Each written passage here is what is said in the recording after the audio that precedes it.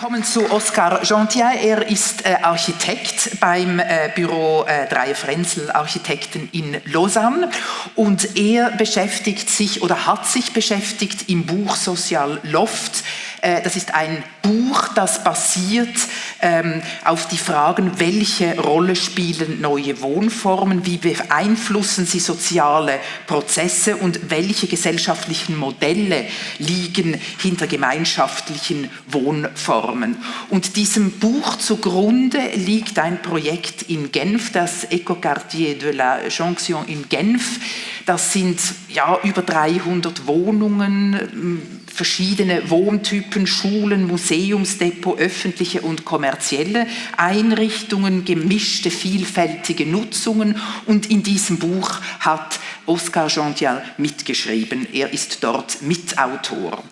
Und dans son exposé, Oscar Gentien présente des réflexions sur la méthode sociale Loft, c'est la première chose, et il parlera des méthodes de construction respectueuses du climat que l'on trouve dans la transformation et l'économie circulaire. Also wird quasi diese Methode Social Loft vorstellen und wird auch über das zirkuläre Bauen, über diese Methoden sich auch äußern, quasi von diesen Erfahrungen, das verknüpfen mit generellen Ableitungen. Bitte. Merci. On m'entend bien? Bonjour à toutes et tous, merci beaucoup de l'invitation. Donc, je m'appelle Oscar Gentien, je travaille au bureau Dreyer Frenzel à Lausanne. C'est sûr qu'il y a un pas de côté par rapport à la présentation d'avant, c'est que je vais peu parler du contexte de la transformation de bâtiments existants. Merci. Mais je vais y revenir par la fin de mon exposé. Le point de départ de ma présentation, c'est, je dirais, une forme de méthode qu'on a développée à travers différents projets, de co-conception et de relation entre l'architecte, avec un rôle peut-être un petit peu particulier, et les habitants, les habitantes, les usagers et les usagères des bâtiments que l'architecte conçoit. Alors, peut-être, je vais revenir sur deux obsessions qu'on a depuis longtemps au bureau, que ce soit la capacité de la matière bâtie, existante, à avoir une qualité qu'on appelle la domesticité, c'est-à-dire toutes les qualités sociales et spatiales d'un matériau ou d'un espace. Et puis en parallèle de ça, une forme de fascination pour l'évolution des modes de vie qui en tout cas dans la deuxième partie du XXe siècle a marqué un tournant avec l'éclatement du noyau familial classique, etc. Et puis on voit les formes de modes de vie, je dirais, plus communautaires, plus alternatifs qui émergent. Donc ça, on a toujours beaucoup suivi ça d'un point de vue sociologique. Et puis on a eu la chance de travailler à la fois sur des petits projets de transformation qui mêlaient les deux, c'est-à-dire des bâtiments qui étaient soit banals, soit superbes, mais en général des plus petits bâtiments, une maison individuelle qui devenait en même temps un logement pour 3 familles ou pour plusieurs générations, etc. Et puis de l'autre côté, des projets d'habitat très contemporains, sous la forme de coopératives ou de logements participatifs. Donc il y a eu, je dirais, dans les 10-12 dernières années, une forme d'apprentissage dans notre bureau, de ce que l'évolution des modes de vie pouvait faire, comment l'évolution des modes de vie pouvait également faire évoluer la pratique de l'architecture et puis le rôle que l'architecte occupe dans cette dynamique, quoi. Alors, peut-être qu'il y a une chose qui nous paraît maintenant évidente, et puis qui l'est certainement pour tous les architectes, mais on est toujours en train de travailler sur un terrain mouvant d'une certaine manière. Je crois que les architectes sont, à leur échelle, des formes d'experts de la gestion de l'incertitude. Alors il y a l'incertitude liée à un contexte économique, à des budgets qui changent très régulièrement dans le cadre de projets, les matériaux, le prix des matériaux qui explose, tout ça il faut bien sûr savoir gérer. L'incertitude temporelle d'un projet qui est planifié à telle date, puis reporté, puis transformé, etc., etc. Et puis la gestion de l'incertitude aussi liée au mode de vie qui évolue ne serait-ce qu'au cours de la conception d'un bâtiment. Et donc ça nous intéresse beaucoup, et c'est pour ça qu'on a toujours essayé de travailler sous la forme de co-conception ou de participation, de concertation. Il y a plein de mots différents, mais nous on appelle ça la co-conception, avec ceux qui vont déjà ceux qui nous payent, ça c'est un peu la base, mais ceux qui vont habiter et utiliser les bâtiments. Alors on n'a pas toujours la chance en tant qu'architecte de connaître les futurs usagers, mais nous dans un certain nombre de cas on l'a fait, et puis on cherche vraiment à promouvoir cette idée-là. Alors, quand je parlais de la gestion d'incertitude, il y a nous, on fait le parallèle avec la spéculation. Alors là, c'est la spéculation financière, j'y viendrai, mais finalement, en tant qu'architecte, on est toujours en train de spéculer sur un avenir d'usage, un avenir de durabilité du bâtiment, de son esthétique, etc. Donc cette forme de spéculation qu'on essaie de maîtriser le plus possible, il faut vraiment l'avoir comme un atout et comme je disais, une forme d'expertise de l'imprévisibilité à venir de ce que sera vraiment un bâtiment tel qu'on l'a dessiné sur l'ordinateur à un moment T. Alors, on a pris cette référence assez terrible, je dois dire, de Philippe Elkaret, qui est un économiste américain qui a écrit un livre qui a fait référence dans les marchés financiers du XXe siècle, L'art de la spéculation, The Art of Speculation, qu'il a publié en 1930 avec 12 commandements pour devenir le plus riche possible en écrasant les autres. Voilà, comment être un bon spéculateur, ce qui a très bien marché pour lui et pour beaucoup d'autres par la suite. Bien sûr que cette approche-là, individualiste et économique, elle est pour nous totalement écartée des objectifs collectifs ou philanthropes peut-être qu'on essaie de mettre en place dans nos projets, mais par contre, elle a toujours été perçue par nous comme une méthode super efficace pour arriver à ses fins, quoi. Et comment l'économie peut nous apprendre à spéculer sur un avenir architectural. Alors bien sûr, on l'a tourné, c'est pour ça qu'on a publié en partie ce livre qui a été mentionné un petit peu plus tôt, avec cette méthode de l'art de la spéculation architecturale, et modestement, enfin peut-être pas très modestement, mais je veux pas être prétentieux au point de croire qu'on est en train de refaire un ouvrage de référence comme Philippe Elkaret il y a presque 100 ans, mais on a détourné ces 12 commandements pour en faire un plaidoyer sur la co-conception, les modes de vie et les usages dans les projets. Alors je ne vais pas revenir sur les 12, je vais en montrer certains. Le premier qui est peut-être le plus important et finalement assez en lien avec la thématique de la transformation, c'est que dans tous les projets qu'on a développés en co-conception, c'est-à-dire avec les habitants, habitantes, usagers, usagères des projets, on a toujours défini ce qu'on a appelé un fond de scène, un cadre qu'on ne discute pas. Parce que, en fait, déjà nous-mêmes, il y a un ensemble de thématiques en tant qu'architectes qui sont difficiles à maîtriser, que ce soit les règlements d'urbanisme, les règlements d'environnement, les choix économiques qu'il faut faire. Déjà tout ça, on a pas mal de mal à faire la synthèse, donc on va surtout pas perdre de temps à discuter de ça avec des habitants ou des usagers, à la fois parce que c'est trop compliqué, et puis moi on me demande pas de faire une thèse de droit en quelques jours pour X raisons que je pourrais rencontrer dans ma vie. Je fais appel à un avocat, là on fait appel à un architecte. Et puis l'autre chose, c'est que le temps de la co-conception est vraiment précieux, on peut pas se permettre de gaspiller son temps sur des sujets futiles ou déjà trop complexes pour nous. Donc on préfère les orienter sur les usages, les modes de vie. Et puis ensuite, voilà, c'est là où, une fois que ce fond de scène est posé, que nous on fait évoluer en interne, disons, qu'on ne discute pas, il y a les scénarios. Et les scénarios, c'est le cœur de la co-conception, c'est tout ce qui va avoir attrait aux usages. On parle beaucoup d'architecture des usages. Au mode de vie, au quotidien, aux relations de voisinage, aux liens avec le quartier, à la taille de la cuisine, etc. etc. Donc tout ça, c'est vraiment une règle de base qu'on met en place à chaque fois. Donc on voit là sur ce schéma ici, ça peut être la structure, la circulation, et puis ensuite, bien sûr, les cloisons, les positions des cuisines. Ça peut être le genre de différence qu'on fait entre le fond de scène et puis les scénarios. Voilà, encore un exemple, la morphologie du bâtiment, on ne va pas en parler, mais par contre, qu'est-ce qu'on va faire de la cour collective, du bâtiment, des toitures, du socle en relation avec la ville? Ça, c'est des sujets qu'on aborde en co-conception. Ce qui est toujours intéressant de voir, c'est après coup, comment les deux se rencontrent. Alors voilà, on a mis un très beau poteau juste devant la cuisine, et puis les habitants ont fait leur scénario de vie et ont découpé la table pour que le poteau vienne. Donc ça, c'est une belle allégorie pour nous de cette relation entre le fond de scène et les scénarios.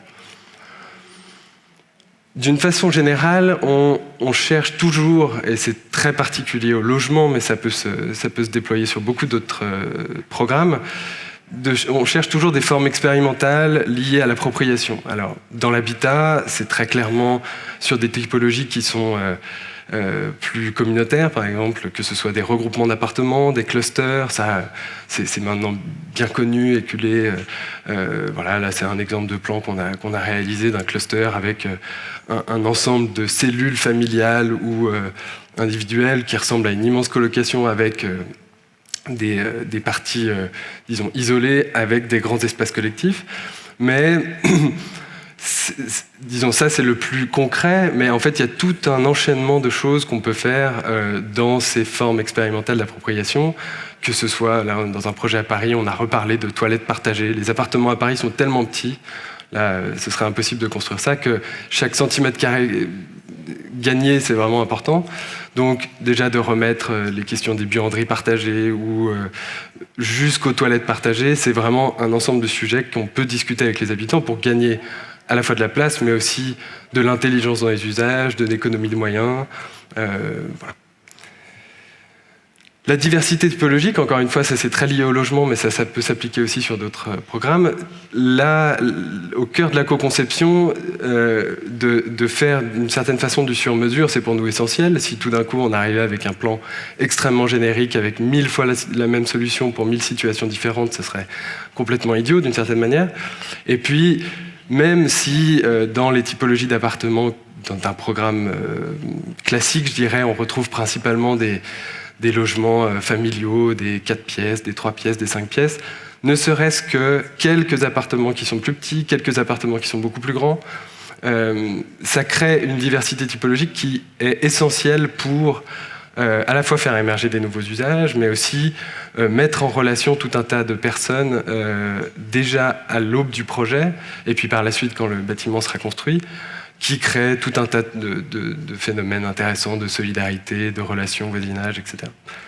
Donc là, c'est très... Je ne veux pas rentrer dans le détail, c'est juste pour vous montrer que même au sein d'un programme de logement classique, on doit trouver ces diversités-là. Et puis ensuite, il y a les types de logements, bien entendu, ça c'est quelque chose d'assez courant, que ce soit des logements sociaux, à l'achat. Ça, les mixer, c'est toujours très intéressant aussi.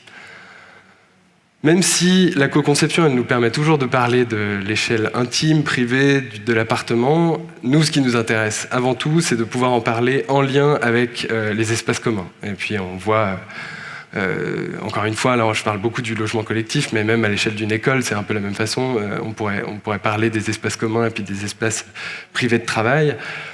La proportion importante d'espaces communs, elle est assez cruciale. Elle est d'abord cruciale parce que, d'une façon générale, en tout cas en Suisse romande, dans le projet que je fais à Paris, elle est souvent réduite à presque rien dans les programmes. Donc, ne serait-ce que de gagner quelques mètres carrés d'espace commun, c'est déjà une bataille.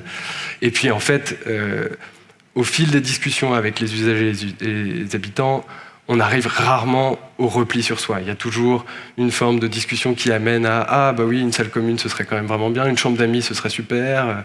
Une grande salle des fêtes, ce serait cool, etc. » Après, on discute de si on peut se le payer, etc. Ça, j'y reviendrai.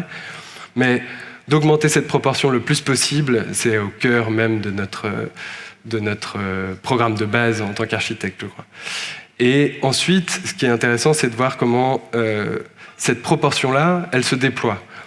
D'avoir une grande salle commune ou 25 petites, c'est totalement différent. Alors nous, on le voit assez bien sur ce schéma, quand on commence à dilapider tout un tas d'espaces de 9 mètres carrés par-ci, 10 mètres carrés par-là, on génère des usages qui n'ont jusqu'ici pas été pensés et qui permettront une évolutivité aussi dans le temps. La chambre d'amis pourra devenir un atelier bricolage, etc. Alors qu'une grande salle commune de 300 mètres carrés, on n'en fait pas grand-chose au quotidien. Voilà, ça c'est des exemples d'espaces qui peuvent être totalement appropriables selon des usages qu'on avait à la fois planifiés avec les habitants et puis qui se découvrent aussi de façon totalement informelle par la suite. Encore un autre point qui fait le lien aussi avec ce que je viens de dire, c'est que Les choix individuels sont bien sûr importants. Je crois qu'il y a eu toute une période de la co-conception et de la participation qui était beaucoup liée aux choix individuels.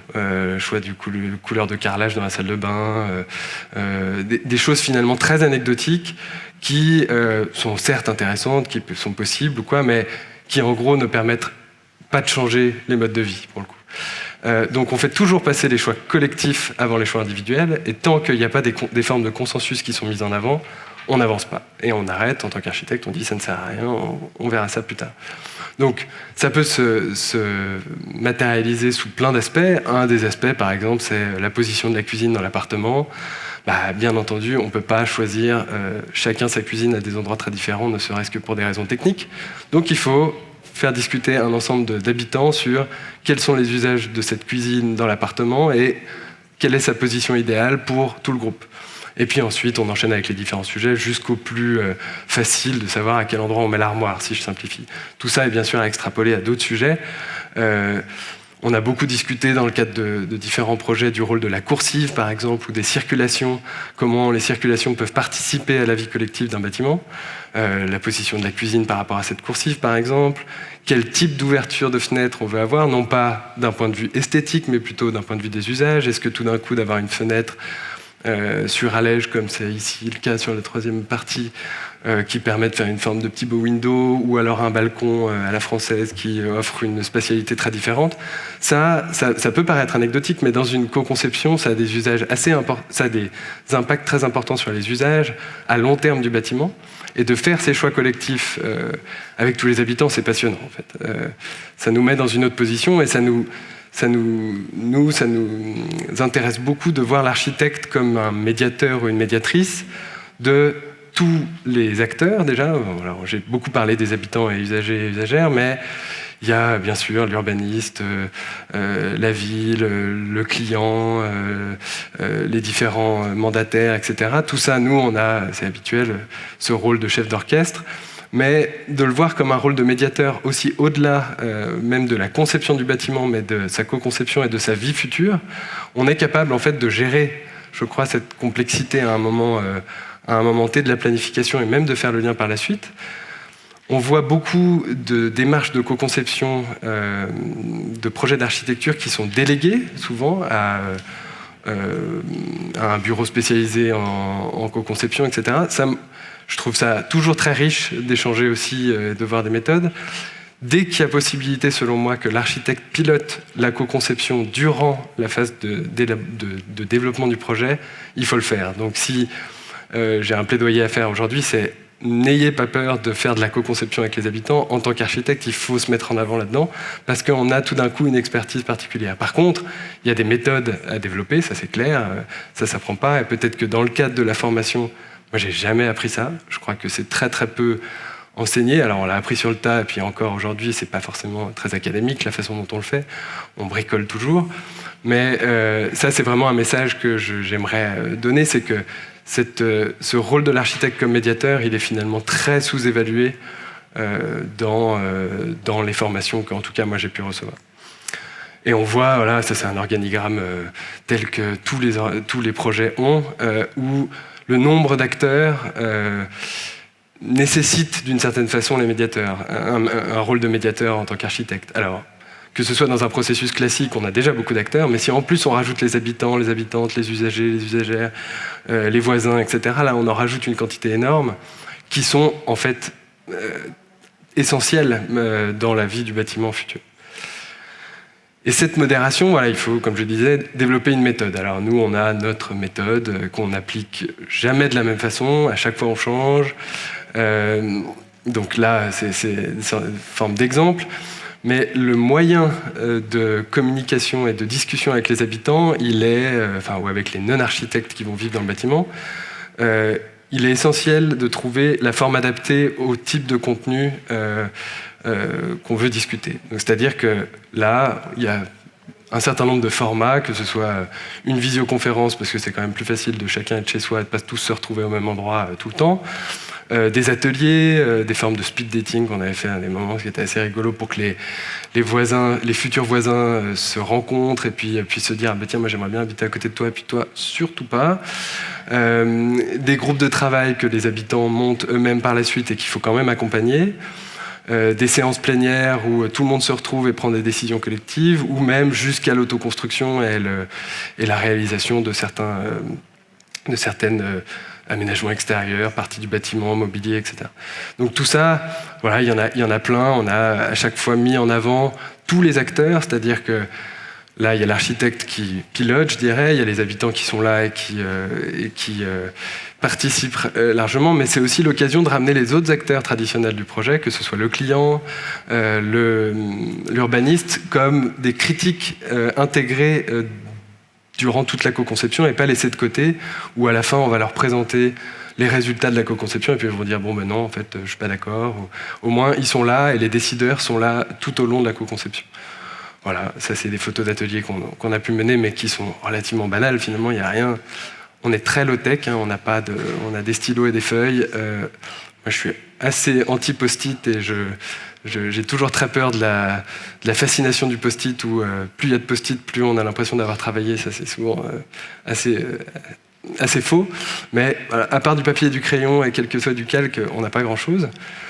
Ça, là, il y a des exemples de groupes de travail qui émergent de cette co-conception et qui petit à petit prennent leur envol, c'est-à-dire que les architectes se retirent petit à petit. Nous, on est aussi très contents tout d'un coup que les habitants prennent le destin du bâtiment en main le plus tôt possible, donc que ce soit des groupes de travail sur les espaces communs, sur les aménagements extérieurs, sur les matériaux intérieurs, la vie commune dans l'immeuble ou l'autoconstruction. Il y en a. En fait, c'est aussi assez banal. On retrouve ça dans beaucoup de coopératives. Un peu partout, mais il faut le mettre en place. Et puis le genre de séance plénière où ces groupes de travail qui ont travaillé sur un certain nombre de sujets viennent présenter à l'ensemble du groupe qui ensuite doit prendre des décisions. Ça, c'est des moments extrêmement importants, toujours très difficile de prendre beaucoup de décisions en peu de temps, mais de trouver des formes de compromis qui ne sont pas que lié à un vote à l'unanimité ou à la majorité, mais des discussions, c'est toujours un jeu dangereux parce qu'on n'est pas non plus des experts de la modération a priori, mais c'est assez passionnant. On avait fait d'ailleurs à Paris, dans le cadre du projet que je mentionnais plus tôt, une plénière en public au pavillon de l'Arsenal pour montrer justement à d'autres maîtres d'ouvrage, d'autres architectes comment on bidouillait ou bricolait ce genre d'événements de co-conception. Ce qu'il faut savoir, c'est que, je prends le cas de la France, mais c'est la participation telle qu'on peut la connaître en Suisse, elle n'est pas du tout aussi développée en France. Donc là, tout d'un coup, d'ouvrir ce genre d'événement, c'était un peu une mini-révolution pour beaucoup de gens. Et ça nous a pas mal appris, en fait, aussi des limites qu'on pouvait avoir. En gros, je le referai plus. C'était très bien de le faire une fois, mais un moment de co-conception, c'est aussi un moment privé pour tous les habitants qui vont vivre dans un bâtiment. Donc forcément, là, ils n'osaient pas dire toutes les mêmes choses que d'habitude, que ce voisin va m'emmerder, ça, ils n'osaient pas le dire en public, quoi, alors qu'ils étaient peut-être plus à l'aise de le dire dans un groupe restreint. Et jusqu'à l'autoconstruction, la réalisation à la fois symbolique de certains espaces, et je vais y revenir après, l'autoconstruction aussi opérationnelle qui peut être utile même dans le cadre du chantier, à la fois pour faire des économies ou des choix qu'on n'aurait pas pu se payer, par exemple. Ça, c'est vraiment quelque chose qu'on essaie de pousser maintenant le plus possible. Et je vais terminer par ce dernier point, c'est que la co-conception, elle a tout intérêt à avoir un budget. On a souvent dissocier la co-conception avec les habitants de la conception d'un bâtiment en se disant, en gros, c'est tellement compliqué, il y a tellement d'enjeux économiques qu'on ne peut pas se permettre de discuter d'argent avec des habitants qui n'auraient pas conscience des enjeux techniques, constructifs, etc. Il n'empêche que choisir des usages, ça a beaucoup d'impact économique, quoi. Alors, bien sûr, ça va à l'achat d'une table et d'une chaise, ça c'est pas grand-chose, mais si tout d'un coup on veut rajouter une cuisine professionnelle dans une salle commune, ça a un coût. Si on veut faire un local de musique, ça a un coût, etc. Et d'intégrer le plus tôt possible l'impact économique des scénarios et des choix dans la co-conception, ça c'est un outil qu'on a pas mal testé et qui est assez mouvant mais intéressant.